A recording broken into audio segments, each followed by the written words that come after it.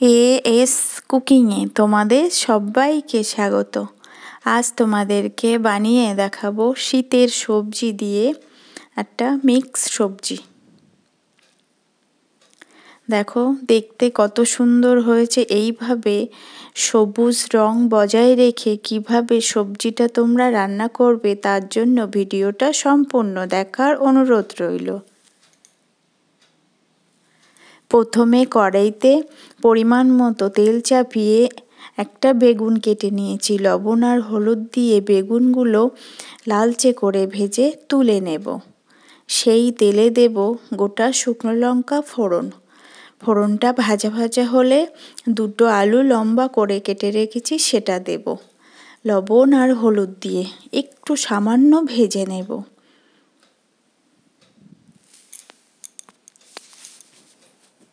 এবার কেটে রাখা পেঁয়াজকালি সেটা দিয়ে দেব। দিয়ে সুন্দর করে আলুর সাথে মিশিয়ে নেব। এই যে প্রথমেই আলুতে লবণ আর হলুদ দিয়ে রেখেছিলাম ওটাতেই প্রায় হয়ে যাবে।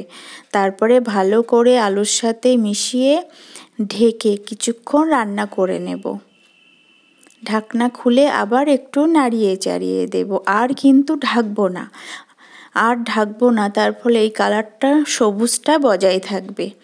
এবার একটা পেঁয়াজ কেটে দিলাম একটু মোটা করে, আর ভেজে রাখা বেগুনটা দিয়ে দিলাম। দিয়ে সুন্দর করে মিশিয়ে নেব কটা চেরা কাঁচা লঙ্কা দিয়ে। ভিডিওটা ভালো লাগলে অবশ্যই লাইক, শেয়ার, কমেন্ট করে জানিও কেমন হলো, আর সাবস্ক্রাইব করে পাশে থাকার অনুরোধ রইল। সব কিছু লবণ ঝাল চেখে নেব। নিয়ে এক মুঠো ধনিয়া পাতা কুচি দেব, সাথে ধনিয়া পাতার ডাঁটাও আমি দিই, খুব খেতে ভালো লাগে। এরকমভাবে ভালো করে মিশিয়ে একটু রান্না করে নেব। নিলেই রেডি শীতের সবজি ভাজা। এইভাবে তোমরা একবার বানিয়ে দেখো। ওই যে শেষে আর ঢাকিনি ওই জন্য কিন্তু, আর লবণ হলুদ আগে দিয়েছিলাম ওই জন্যে পেঁয়াজকালির সবুজ রঙটা বজায় আছে। এইভাবে তোমরা একবার হলেও বানিয়ে দেখো। ভাত, রুটি, লুচির সাথে দারুণ জমে যায়। ভালো লাগলে অবশ্যই কমেন্টে বলো।